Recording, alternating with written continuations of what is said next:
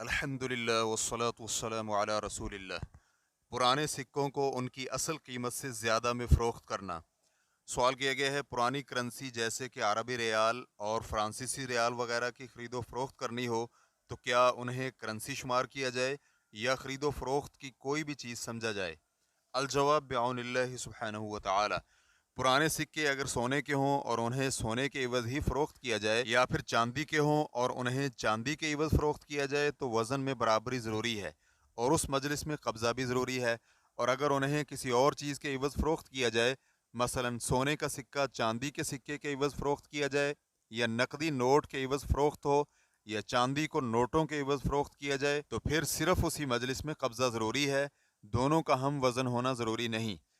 کیونکہ رسول اکرم صلی اللہ علیہ وآلہ وسلم کا فرمان ہے، سونا سونے کے بدلے، چاندی چاندی کے بدلے، گندم گندم کے بدلے، جو جو کے بدلے، کھجور کھجور کے بدلے، نمک نمک کے بدلے فروخت ہو تو برابر وزن اور ہاتھوں ہاتھ فروخت ہوگا، لیکن جب یہ چیزیں ایک دوسرے کے عوض فروخت ہوں تو تم نقد و نقد جیسے چاہو فروخت کرو۔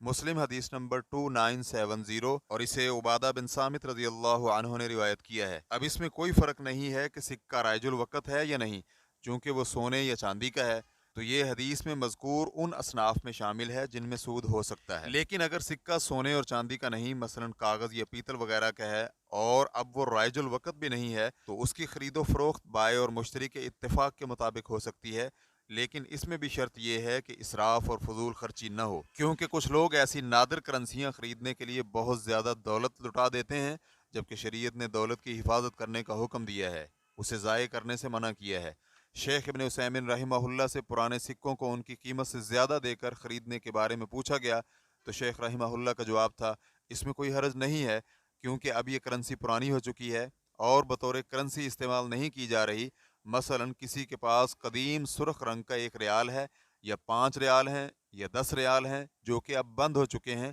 اور وہ چاہتا ہے کہ 10 والا ریال 100 ریال میں فروخت کرے، تو اس میں کوئی حرج نہیں ہے، کیونکہ یہ اس وقت نقدی نوٹ نہیں ہے بلکہ سامان تجارت ہے، اس لیے اس میں کوئی حرج نہیں۔ ریفرنس کے لیے دیکھیے لقاء الباب المفتوح، جلد نمبر 18، صفحہ نمبر 233۔ واللہ تعالی اعلم۔ اسلام کیو اے ریکارڈنگز، مؤسسۃ الشیخ محمد صالح المنجد، المملکۃ العربیۃ السعودیہ، فتویٰ نمبر 974888۔ والسلام علیکم ورحمۃ اللہ وبرکاتہ۔